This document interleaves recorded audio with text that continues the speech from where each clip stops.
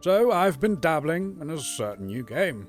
You know, testing out the waters, getting a wee bit of an Overwatch break, if you will, for a game so good that other game companies don't want this level to be the standard.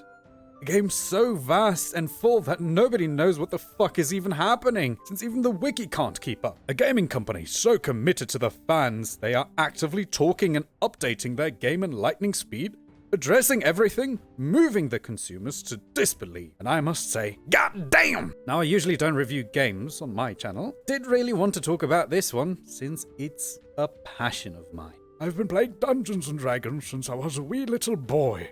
So hearing about Baldur's Gate had me excited. But I thought to myself, surely no game studio could actually make D&D into a game.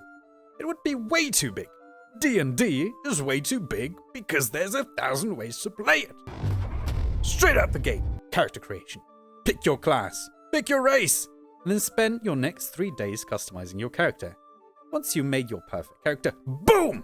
Make another one. At this point, I'm like, damn, Larian, you really just want to flex your awesome character creator here. So I spend another week creating that character. It is finally time, the curtains have fallen, and I can actually experience Baldur's Gate in all its glory. My god, it's beautiful.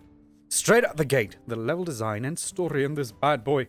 You have been abducted in a living squid spaceship being chased by red dragons and toad people riding them. Jumping realms trying to get away from them until you literally end up in hell. Larian, this is how you get me hooked. So how does the game actually work? The game gives you your own dungeon master narrating as you experience the world around you. This is the pool that thing came from. The parasite now writhing behind your eye.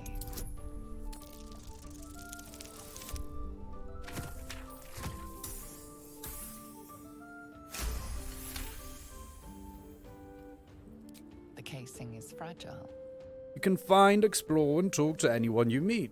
You will find companions, pets, demigods, devils, actual gods, an indefinite amount of uniquely voiced NPCs. Which, holy shit, I've never had a game where talking to a random fucking dude on the sidewalk had as big as an impact as here. You could say hi to someone and meet them 150 hours later to notice they have a huge quest line surrounding them that you can only play now because you said hi to them at the start of the game. Your choices matter. For each time you make a decision, people's lives actually get endangered, which have lasting effects on the rest of the game. Fuck up one ability check, and all of a sudden half a town is dead. Don't read a situation correctly, boom, child is dead because of you. If you mean to someone, they remembered it, and now 70 hours into the game, they've decided to take revenge. Oh, you helped this random person on the street. They are now a demigod because of it. Here's your reward. Also, with the talk to animals spell, you can, well, talk to animals, which seems pretty boring until you notice how many animals there are in Baldur's Gate. All of them are unique, have their own personality, motives, some even storylines to follow. You meet a random rat after having been thrown in jail. You bet he's a fucking shopkeeper selling you keys if you can talk to him. You see a random doggo on the side of the road. You bet he has a story 100 hours later into the game. Close to killing you. Killing everyone. There is a talk to the undead spell too. You see where I'm going with this, eh? Exploring is so greatly rewarding. No matter where you go, you end up with a great interaction, a cool item, or legendary characters. And even if you don't find trouble, it will find you. You think you can long rest in this dungeon? Ha! First, you have to talk to the 2 genies, 14 devils, 7 dragons, 18 naked dwarves, 15 celestials, 5 cultists, a manifestation of life and death calling us virgins, and Leonardo the purring pussycat. Now you can finally finish the dungeon.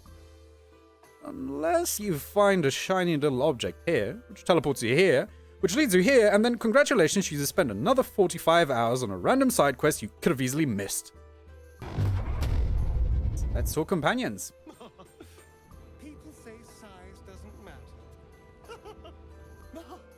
You'll find a bunch of them scattered throughout the game. All of them come with their own unique place in the world. They react to the world around them, talk to each other, and Minthara is the best one. In your camp, the different moral opinions will often cause fights to break out, and again, mess up once, and someone will die, locking you out of their storyline forever. So better scum save just in case. Let's talk about combat. Want to throw improvised things from your backpack onto the enemy? Bet. Want to smite the 6 HP child goblin with your level 6 paladin? Easy. Want to push someone into literal lava? Go right ahead. You wish to drench someone in water only to fry them with 1 million lightning damage? You got it. This game allows you to play the way you want to play. For example, moon druids can shapeshift into a bunch of animals, or even a fucking dinosaur. Sorcerers will cast 3 fireballs in one turn and be mad they cannot twin cast it.